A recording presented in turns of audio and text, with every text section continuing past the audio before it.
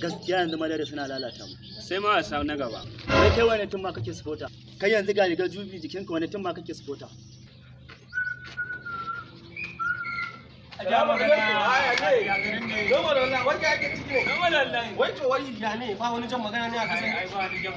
Ni rabbal ma muke.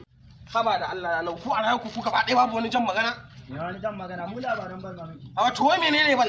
Ni ba nan da kake gani babu ruwa na da bal ni ko in ci abincin koshi. In ce in ja magana. Ka ci mutuncin mutane. Yawa mu kai kwanaki ba ka faɗa da muka da wancan gayan ba. Je ka Allah da Allah ko duk gaba ɗaya hawa da Allah.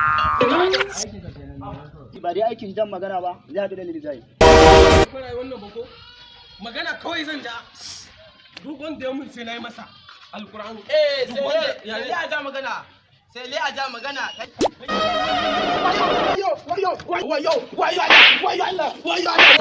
Wayo Allah na sai Allah hada ka da ligaye. Bura uba. Kai jaka.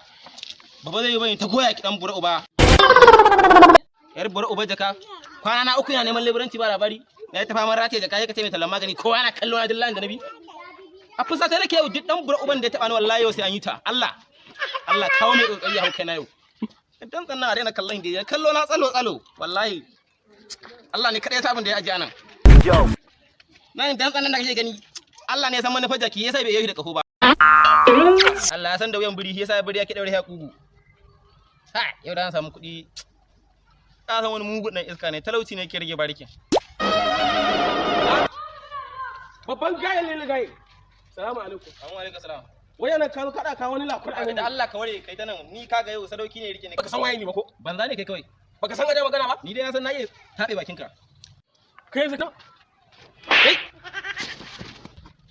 Transforma ba ta kai zuciya ta tafasa ba. Bannin da rashin aikin yi na. Sati na ɗaya na yawo da jaka kamar mai tallan magani.